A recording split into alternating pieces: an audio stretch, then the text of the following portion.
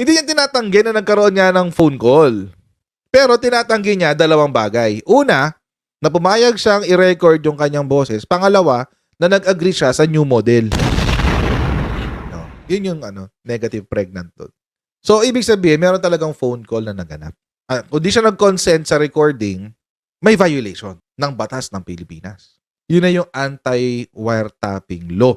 Tapos, hindi rin siya nag-consent sa any deal with China.